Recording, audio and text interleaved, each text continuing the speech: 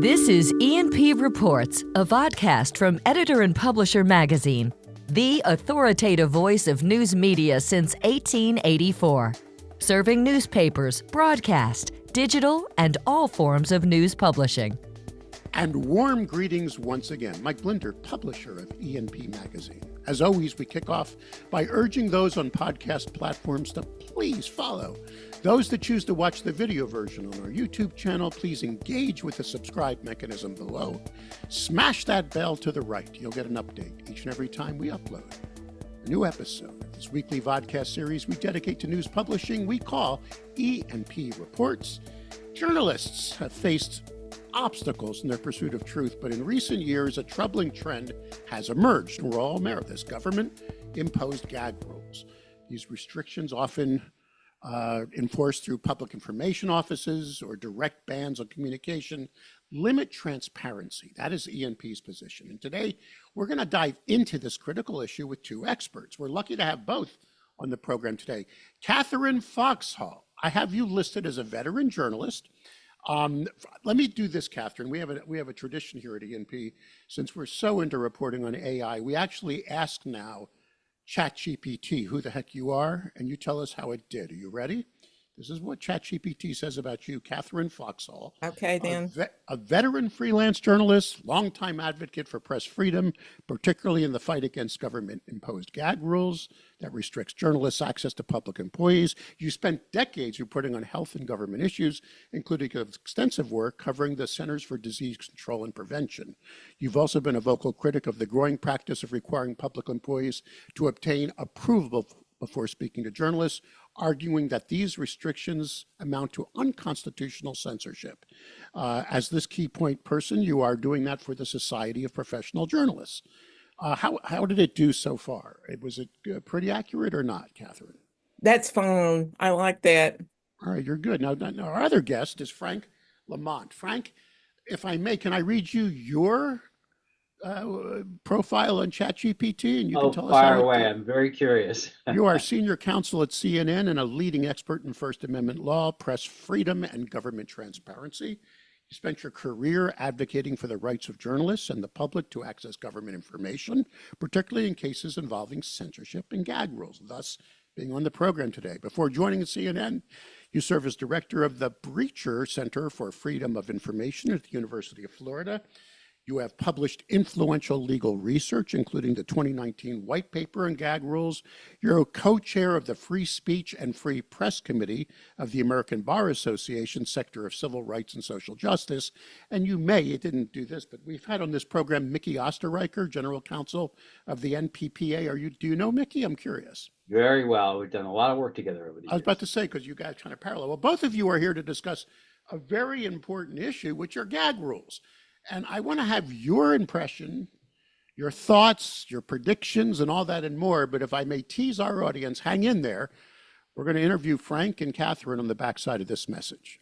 This episode of E&P Reports is exclusively sponsored by Blocks Digital, formerly Town News.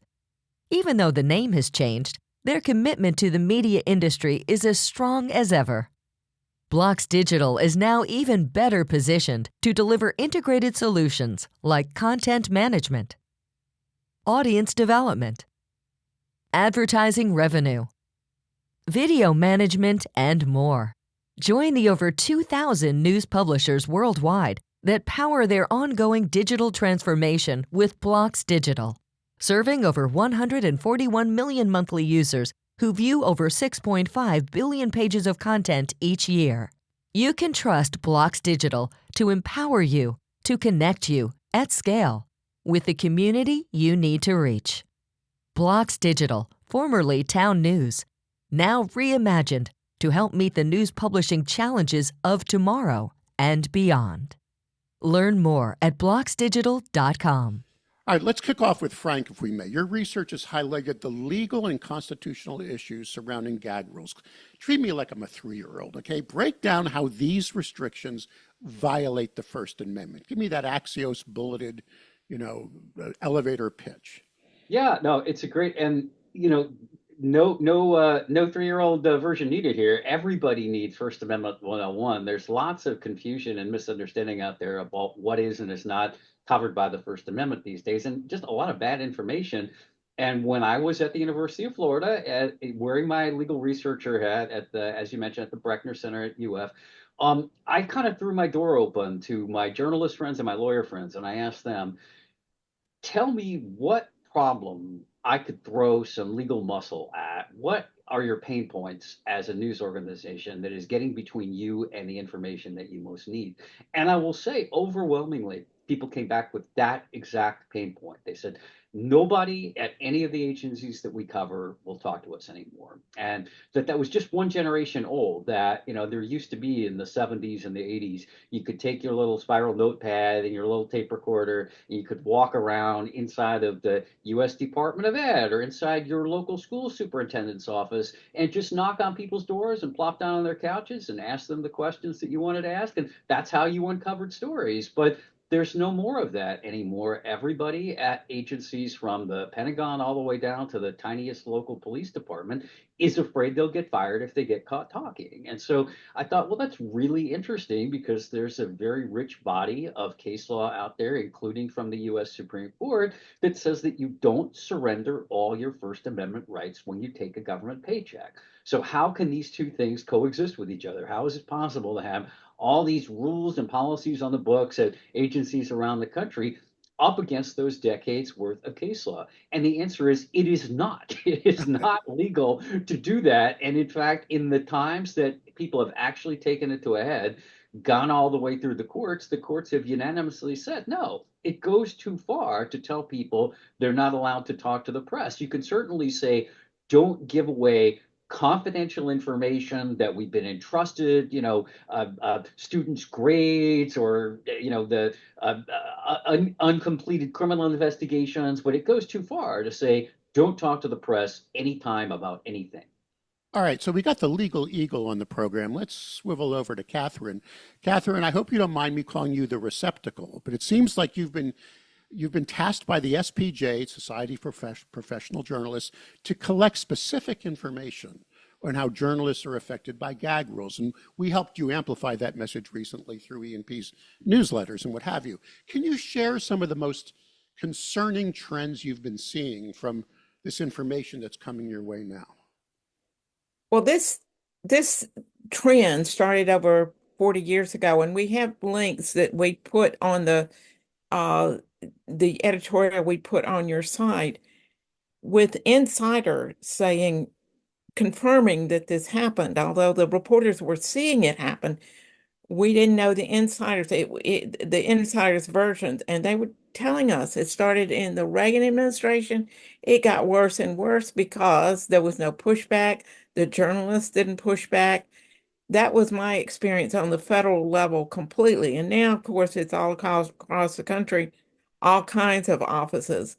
I've been in a long-range state of panic for a long time, because I did cover agencies like the CDC. We did pick up the phone and talk to people, and I had these experiences where they would give me a perfectly good story, nice for my professional development or whatever, talking to a fairly high level official. And then I would, for whatever reason, say, Doctor, is there something you could tell me if your name weren't attached to it? And just explosion, absolute explosion. So I I had this strong sense that first story would have been good. It would have been true. It would had well sourced.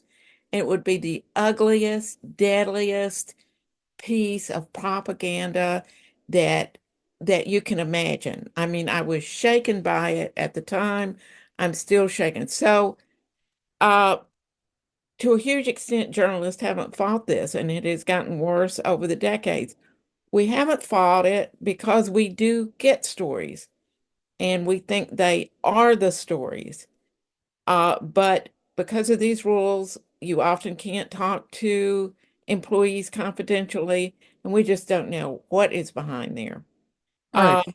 We're to the point now where, thanks to Frank's work, we've had one nice legal win with a settlement, not a case going forward. Are you referring to Brittany Haler's? I am indeed. Yeah. And but and we have attorneys out there. I don't want to name names right now, but we have attorneys out there who are looking for other cases. Frank, for those that don't know, could you give us quickly the overview of that victory, which we at E&P reported on it? I think it's amazing. What precedent do you think that sets for other journalists? How is that somehow going to move the needle in the right direction, in your opinion, sir? Yeah, it's a great question. So, for those who didn't follow it, so Brittany Haler was working as a journalist for a small nonprofit startup outlet in the Pittsburgh area.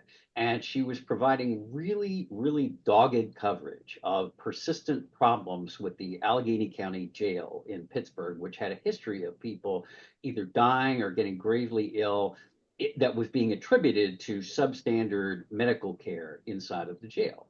And in her attempts to report fully on this, she was running up against exactly what you've just been talking about, Mike, these gag rules that say no employee of Allegheny County, nobody who works at the jail can grant an interview or share any information about anything related to their work with the press, period, full stop.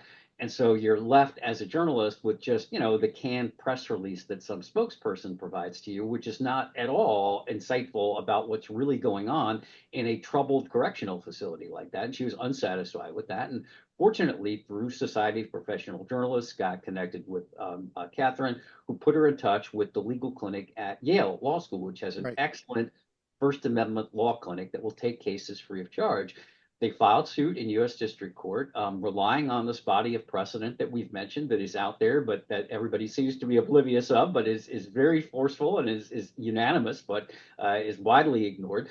And relying on that precedent, filed a very well prepared legal complaint, so well prepared that Allegheny County didn't bother trying to defend it. They just basically came to the bargaining table and said, "What do you want? What do you want to make this go away?" And they agreed to reform their policies in a much more balanced fashion. It's not ideal. It's not the shoot for the moon policy that I probably would have written, but it's a very, very sensible compromise that makes clear to employees that while you can't give away confidential information that's been entrusted to you, you're certainly free particularly when you're on your own time, speaking in your own capacity as a citizen, to express concerns about government just like any other citizen is. And so, in fact, the Supreme Court has told us over and over again that we don't want public employees to be silenced because they have unique inside expertise. How else would we find out about what's going on inside of the government if the most knowledgeable people can't talk? And so you asked, how influential is this?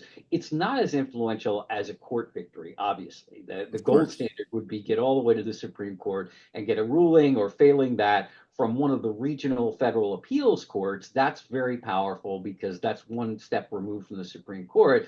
But in order to have that happen, you have to have a very stubborn, determined legal opponent who is willing to go 15 rounds in the ring with you. And sometimes your opponent just gives up and says, "What do you want?" And the better course of action, for Brittany, was to settle. Right? You could certainly drag this out, prolong this out for years, and try to get to an ideal resolution in court. But if your opponent is willing to give you 90% of what you're asking for, I think most lawyers are quite happy to take that. Quickly, Frank, now that we're discussing this, what kind are all cases winnable? Are there certain cases that are more winnable than others that people should immediately contact the SPJ on, or is it everything across the board? Yeah, it's a great point. So the ideal case is one where there is a policy written down somewhere in black and white that says nobody here who works at this organization is allowed to talk to the press, or as in the Allegheny County case, nobody is allowed to talk without the warden's permission, which the warden doesn't give. So it's essentially a blanket gag, right?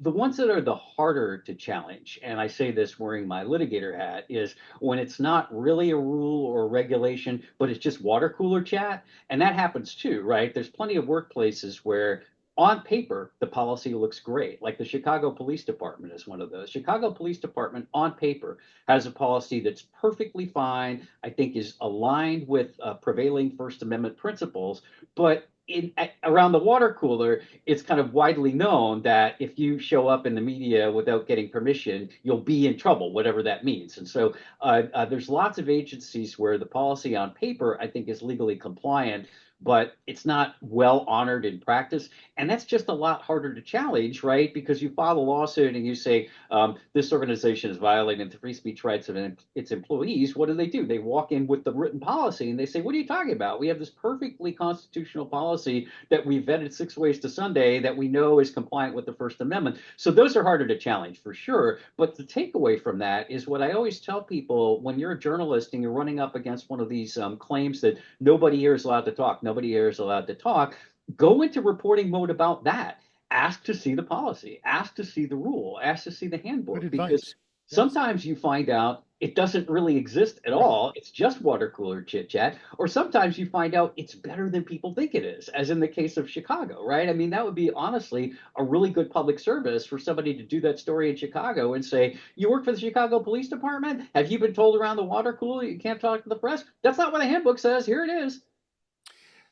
Okay, Kathryn, a good deal of our audience is executive, publishers, editors, those that make the senior decisions in how the news is funneled through the organization. And this is a question I want to ask you. What advice do you give to them? Because, the Society for Professional Journalists is really one society. Correct me if I'm wrong. You're advocating for that street fighter that's out there trying to gather that news. What advice do you give to the management about should they be encouraging their teams to reach out to you each and every time they run up against this brick wall?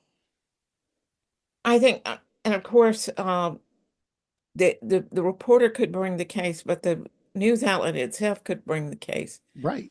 I would highly encourage them, almost plead with them to support this, to not say, well, just get the quote and go on. Exactly. I can't make you any promises that you'll make more money by going through this hassle. And of course, it's not as if they have nothing to do. I suspect they don't want unwarranted fights with the powers that be. But I would beg them in ethical terms to fight this. And I would put the ethical proposal out there that if you have these rules in your community or in some organization that you're covering, schools or even a nonprofit or something like that, you have a problem that is endangering the people and the programs in your community. And you don't wait until the fire department fails in some way and people die. And those people working for the fire department could have told you some of those problems all along or for years back, but they were told not to speak. I think to wait for something bad to happen, which is what we're doing in many cases now, is unethical journalism. All right, so Kathryn, the music's about to play us off because we got to hold these interviews to 20 minutes. For some reason, if we go too long, people just start dropping off. I mean, so this is your chance. I need you to bring it home now. You got an audience of thousands of news publishers listening to your voice. You're representing one of the top issues facing our ecosystem today, and you're working with one of the top organizations, the Society for Professional Journalism. You've got the mic. Make your plea now. Tell us what next steps we can do, what we should be doing, and what anything else we can do to help support the effort. Take it away, Kathryn. I would just plead with people to consider this a very serious ethical problem. Being a public health reporter, I fully believe that we could have stopped or alleviated the pandemic if reporters had been in CDC in the years prior to the pandemic. We weren't. We were given hell just to try to talk to somebody. I think that is a life and death issue, and we have many of them out there.